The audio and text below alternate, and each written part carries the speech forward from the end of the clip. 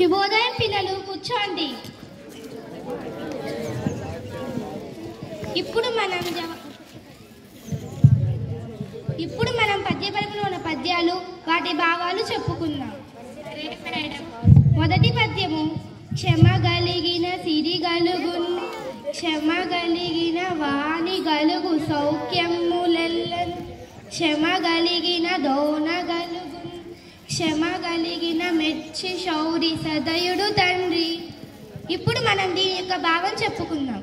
సరే మేడం. క్షమ కలిగి ఉంటే సంపద కలుగుతుంది, చదువు అబ్బుతుంది.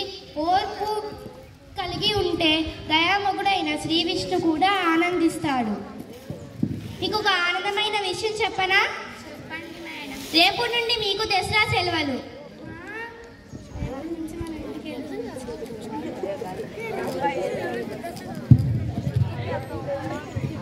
పిల్లలందరూ ఇంటికి వెళ్ళిపోయారు. ఇప్పుడు ఏం జరుగుతుందో చూద్దాం.